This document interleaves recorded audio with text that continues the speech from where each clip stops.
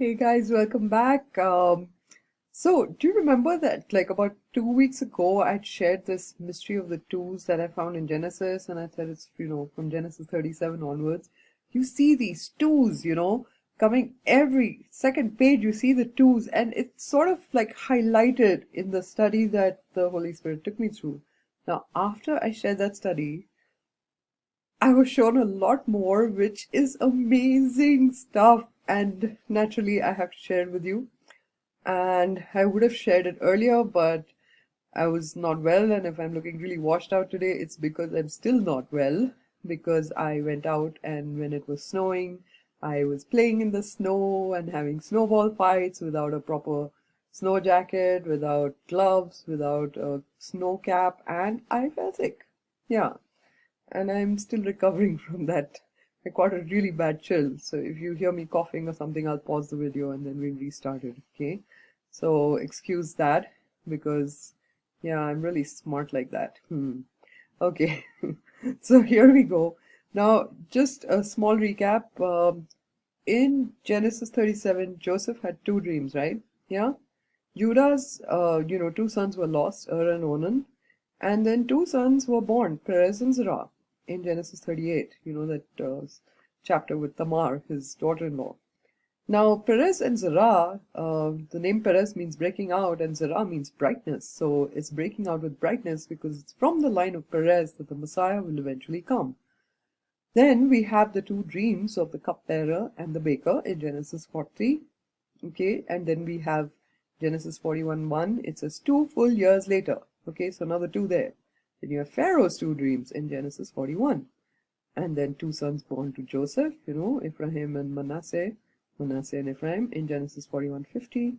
And then finally, Joseph reveals his identity on the brothers' second visit in Genesis 45:3. So that makes it, there are, when you see the twos that are highlighted in these chapters, so you have 1, 2, 3, 4, 5, 6, 7, and 8.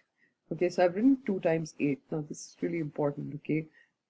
This is the study blew my mind when I was shown this, so naturally I have to share it with you. Okay, now you guys know that the number 8 in the Bible signifies resurrection and regeneration. What does that remind you of? Rapture. It is the number of a new beginning. 8 is 7 plus 1, and since it comes just after 7, which is also a number of completion, okay, which in itself signifies an end to something. So 8 is also associated with the beginning of a new era or that of a new order. New world order, anybody? So that's exactly what's going to happen now after the rapture, right? The new world order kicks in. Okay, it's already started. We can see it around us. Okay, now this is something very interesting that in Genesis 40, the cupbearer and the baker, they had the two dreams and the bread dies. I had explained this in the previous video, which I done 2 weeks ago. The bread dies, but the wine lives. Okay. Now, Joseph thinks the cupbearer, okay, will remember him to the Pharaoh, and he will be out of prison in no time. Joseph is like, yes, finally my chance has come, and the cupbearer is going to go, and he's going to put in a good word for me to the Pharaoh, and I'm going to be out of here. But that only happens in Genesis 41:1, 2 full years later. Okay, 2 full years later. Keep that in mind because that's important. It's very, relevant to our study. Now, meanwhile, the cupbearer goes out, okay? The baker is strung up, he's sort of killed, and the cupbearer gets to live, okay? And he's serving at the right hand of Pharaoh. Meanwhile, Joseph is still languishing in prison because the cupbearer has forgotten all about him, right? And Joseph is languishing in prison, hoping every single day that the cupbearer will remember his plea to the Pharaoh to be set free, okay? But it takes 2 full years before that takes place, and Joseph goes for real, in real time, from prison to palace. But keep in mind, 2 full years, okay? This is something really amazing. Okay, now, I was also shown that from the declaration of 717 in 2019, okay, I boldly declared it because I was so sure we're leaving, because I heard it in my spirit. I'd seen it multiple times.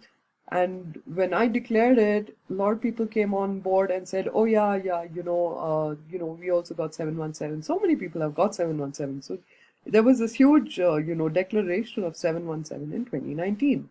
Okay, and I told you that I got 717 and 888 together. All right. Now, 2 full years later from this declaration, you come to 17th of July 2021, sunset at Jerusalem, which is just happens to be Tisha B'Av 2021, okay? Because 717 is 17th of July, 2 full years later from the declaration in 2019, okay? It lands on Tisha B'Av. Now, what's important about Tisha B'Av is that apart from so many things that have happened on Tisha B'Av, the Jews being expelled from Spain, there's a whole slide presentation that I can take you through if we have time at the end of this, okay? But just look up Tisha B'Av, and it's been a horrible time for the Jews from the beginning. Like when Moses came down from Mount Sinai and he saw them, sort of doing pagan worship for that golden calf, he literally broke the stone tablets, okay, which God had given him, the covenant, all right? Now, so Tisha B'Av is the day when that happened, okay? And Tisha B'Av is also famous because the disappearance of the first temple and the second temple from the face of the earth, okay? The temples are gone. We are the third temple, okay? 1 Corinthians 6:19 tells us what? Don't you realize, this is Paul speaking, don't you realize that your body is the temple of the Holy Spirit who lives in you and was given to you by God? You do not belong to yourself, for God bought you with a high price. So you must honor God with your body. So we are the third temple, okay? Now, even in this, 888, from which we got the 153 fish, the full net, given in John 21:11, which in this math equation which I was given back then, that we go into eternity, and eternity is signified by 153, okay? From the fourth day to fifth day, and so on and so forth, to eternity, it is 153, which is why 153 is an extremely special number, and it's used specifically in the Bible for this reason. Now, the 888 has the 2 full years hidden. You're going to ask me how?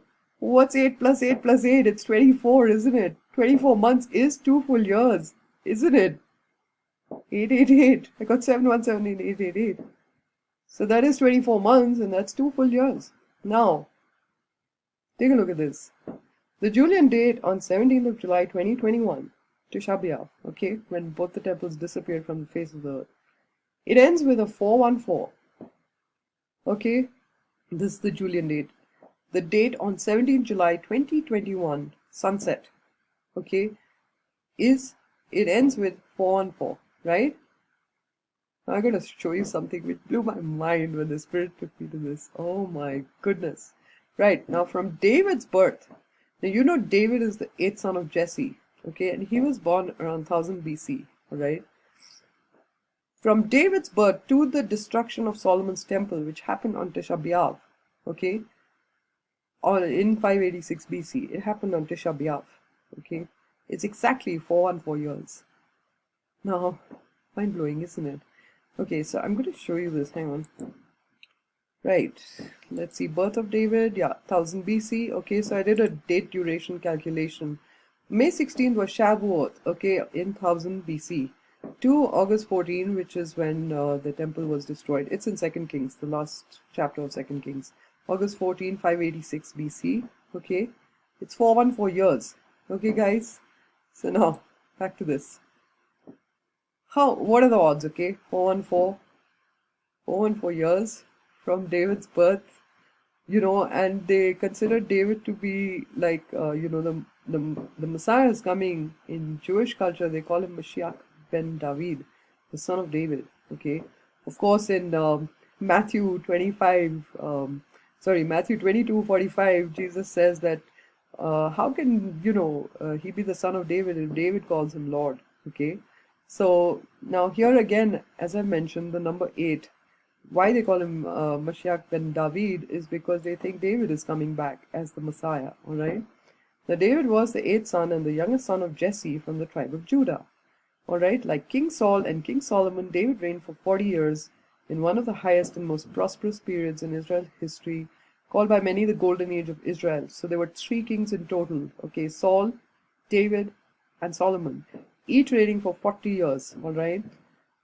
That's a total of 120 years. Remember Genesis 6:3, where God says, "My spirit will not strive with man for more than 120 years." This is another hidden, beautiful message. And this is the Davidic coin you can see, 717. It's actually Dalet Vav Dalet, the spelling of David. Okay, so all this is coming together, guys. Oh, and if someone wants to know how I know King Saul reigned for 40 years, well, that's actually there's a lot of debate on this, but I think Acts 13:21 totally clears that up, okay, unanimously. Okay, it says in every version of the Bible, including the KJV, okay, it says a space of 40 years, okay, who reigned for 40 years. 40 years, 40 years, everywhere, okay? So we know Saul reigned for 40 years, right? That's Acts 13:21. Because when it's in 1 Samuel, there's confusion because some part of the papyrus was missing. So KJV says he reigned for 1 year, which makes no sense. Okay, Saul reigned 1 year.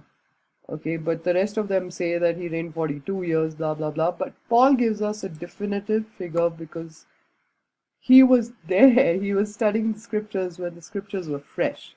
All right. So he studied under Gamaliel in Jerusalem. So he had a pretty accurate knowledge of how long Saul would have reigned for. Right. So it gives us 40 years. Now back to this. Let's come back. Okay, so we have the golden age of Israel, the three kings. Three kings. Father, Son, Holy Spirit. Right. 120 years. Golden age of Israel. Right, now 414 years from midpoint, which is supposed to be David's life, is supposed to be the midpoint of civilization, right? 414 years from midpoint, David to destruction of Solomon's temple on Tisha B'Av. Okay, so that's, I just shown that to you. Esther 414, speaks of deliverance. Okay, it speaks of, shall there be enlargement and deliverance?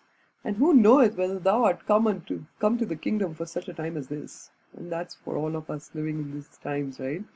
Who knows that you've come into the kingdom for such a time as this? Now, I was told early on that study the beginning to know the end. So, what does Genesis 41:4 say? Then the scrawny, thin cows ate the 7 healthy, fat cows, from Pharaoh's dream. 7 scrawny cows eating 7 fat cows, signifying the start of 7 years of tribulation. Deliverance in Esther 4:1-4. To tribulation in Genesis 4:41-4. Okay, 4:1-4, 4:1-4. Chiastic numbers. I've told you time and again, they're like the Lord's symbolic numbers, right? They're straight from the Lord. So, guys, please keep looking up, okay? Because I believe these things, nothing is a coincidence. Look at this. We were given 17th of July 2019, multiple ways, through math equations and you name it, okay? And I was also given 888, from which, by the way, we got this, because Jesus in Greek is 888, the gematria, okay? From there, we did the mathematical iteration, the fourth day to the 5th day, we got 513 moving into eternity, the 153 fish, right? And if you add these two, it shows you that the number of the beast comes into power at the same time that this 153 goes into eternity, okay? So, just saying, take a look at this, because when I did the study, the twos just came out and bam, hit me on my face. 2, 2, 2, 2, 2, and I was like, what is this about twos, And yeah, 2 full years later, we thought we were going to be out of here, right? In 2019, July 17, 2019, I thought I was out of here. And I'm sure many of you thought the same thing. And then we sat languishing in prison, hoping every single day that our cupbearer will remember to tell the Father to get us out of here. But it takes 2 full years before that takes place. And Joseph goes for real in real time from prison to palace. Is this a shadow of what's happening now? Because let me tell you, Tisha B'Av is big. So anyway, this is my study. I wanted to share it with you guys. Time's running out. I'll catch you guys later. God bless you. Yeah.